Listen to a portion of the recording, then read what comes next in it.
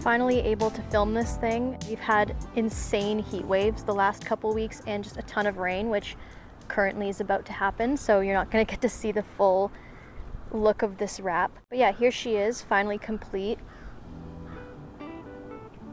Thank you. So I just wanted to make a video going over, you know, all the details of it, what still needs to be done, what kind needs to be fixed. The lip is a big one. Missing my side skirts, so those need to be, well, redone. Got rid of the old ones, and now I have some other flat ones that are gonna look better. The lip needs to be repainted because now it even looks more blue than it was before. You can really see it now. The color, it's hard to see, it looks almost black, but it's actually KPMF Green Black Iridescent. Get a little bit more of the green. It is really dark right now.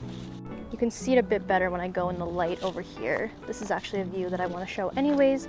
So I had the calipers painted copper.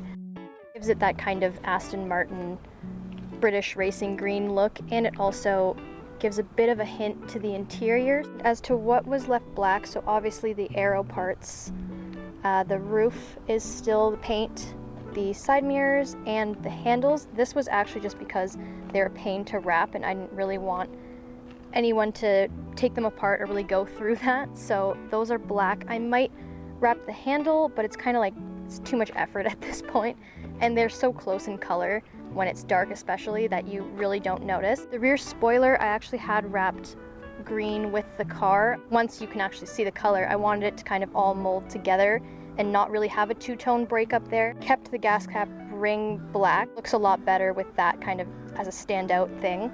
Once those side skirts go back in, it'll kind of complete that look. Now it seems out of place having a lower lip in the front and the diffuser, nothing there. So hopefully in the next couple weeks I'll get that all fixed. The lip is a whole separate other issue. The corners are lifting up, and yeah, there's just a lot of issues kind of going on there. And of course it's blue, so needs to be repainted, put back on. Finally, thank you.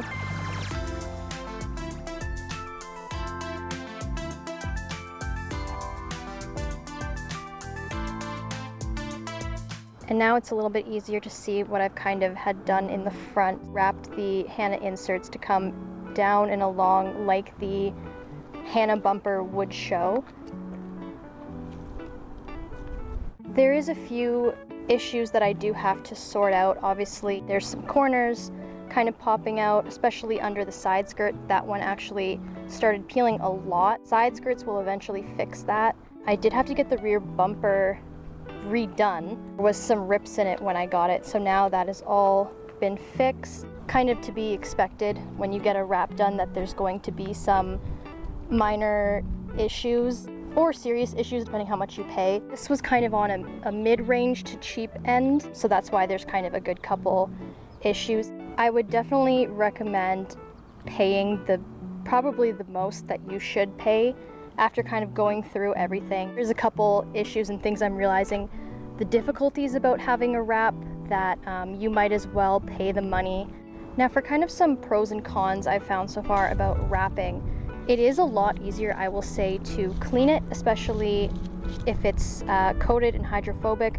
This thing is a breeze to clean. The one downside is you will, majority of the time, have to hand wash the car. And I'm realizing that really quickly on how many kind of edges here and there are sticking out and couldn't really be tucked. Something can catch an edge and pull that off. Even the power washing is a bit kind of sketchy. The other problem with the power washing, you have to use a special soap. Anything pH neutral will be obviously fine. It's just that a lot of spray washes and touchless washes aren't going to be using that.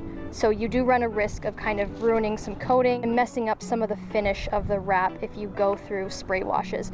I probably will at some point because hand washing this thing every single time is painful, especially clearly in the sun.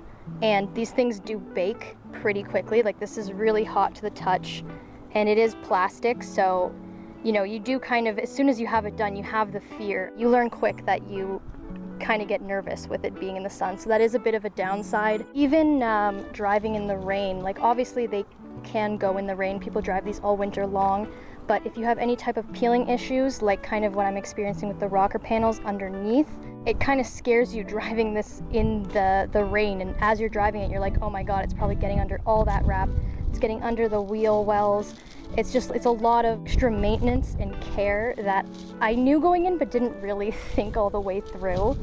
I'm having some issues with a mysterious overspray that's on the front of the car and all the painted areas. Neither me nor the shop is kind of sure how that happened. I believe it's been coated over already, so I don't know if I can save the hood and the fenders, but the paint, I'm gonna try to clay bar it and see if there's some way I can take all that off, because I really don't want that kind of baking in. Another issue I've been finding is I don't know if it's specifically that the coating used on it isn't the best coating it can be. It does seem like a decent coating, or the fact that the hood has some overspray on it, but this thing has been collecting dust, just grabbing all the dust it possibly can. Not quite sure yet what to do about it. It's like it'll stay in the garage or kind of anywhere outside, and you'll come back and it's just dusted. This thing also, I don't know how, but it is collecting scratches like infinity stones. Can't even tell you how or why, but that's there. It doesn't really matter. I mean, these things only last like maybe 3 years max. So, I mean, some scratches here and there, it's like, who cares? From a distance though, it's definitely an eye-catching color, and it really kind of gives the whole car a nice gloss and brings the whole thing together. But yeah, so that's how that turned out. I'll give an update near the end of the summer, kind of how everything is going, if I coated it with something else, if I fixed the overspray. Overall, I'm really happy with the color. It's nice to see this thing finally feel more like a summer car. I did love the black, but it was getting kind of boring, not really summer friendly, like didn't really feel too summery driving it around, and it was super hot. Everyone knows with the black car, it's kind of like an oven. So yeah, I hope you guys enjoy the new look. Hopefully I can get kind of all the cosmetic stuff finished and then continue on the rest of my videos about the car for the rest of the season. I do love the gloss. Previously, my car could not be in direct sunlight without everything kind of popping up. I know you probably couldn't see it in camera, but this is such a huge improvement. Like, it almost looks brand new, which makes me really happy.